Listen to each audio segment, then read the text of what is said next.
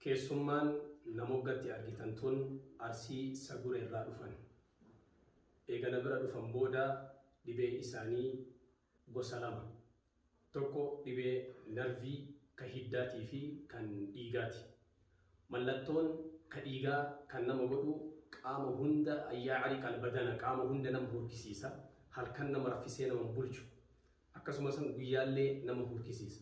Ka hiddaa kun ammoo humna nama qabee nama guballee qaama deemsa nama dhowwaa bakka hin dhaqiin hin qabu jedhan isaan waan hafe ammoo isaan irraa dhageenyaa jijjiirama guddaa qaban duraaniin halkan takkatti iyyuu rafanii bulanii beekanii nagahaan bule jedhanii mee isaan irraa haa dhageenyu kan hafes. Ani godina Arsii irraa dhufe aanaa Digaloo Xiijoo irraa dhufe maqaan kiyyallee Ajiroo Baakaawoo jedhan. Ani dhibeen kun kana qabe jilba kana na qabe. Jilba kana duriiruu na dhookee kottoonsisee na qabe dhaqee magaxxamaa lafee kanneen illee na deemaa jira.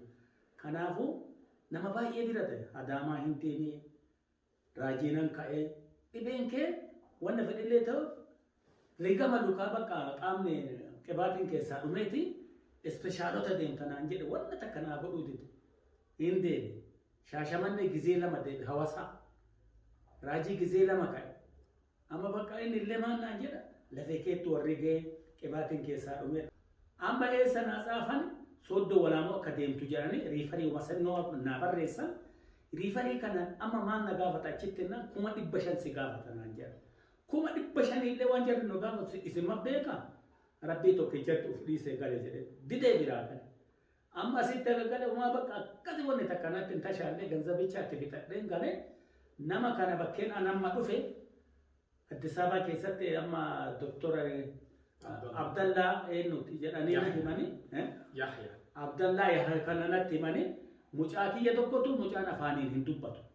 Mucaa kana fuudhanii fidanii ijoolleen maantiyya biraan dhaqxee kaatee natti hin galti. Mucaan kun kan dura dhaabbatuutitti kan dura waan takka waan afaanii kana itti deema wanna bakka dura amala ture irraa dadhaban tokko sab jedhee mucaan kun nagaadde. Ijoollee sanoo dhaqee arge amma anillee wanna fedhes ta'u ijibbaatti takkitti silaa nama bira deemu isa bira hin deema jedhee ka'ee bahee dhufe guyyaa kaleessaati. Kalee dhufe na laalanii qaama kiyya akkuma waan ani yoo san itti mul'ifadhe dudda kanarraa gaggara galanii koobaadhaan dhiiga bakka hanga miila kana ga'u koobaadhaan na keessaa waraaban. Dhiiga kana waraabanii jedhan yoo dura isaan itti qaqqaban lubti tokko na diriiruu na jamman.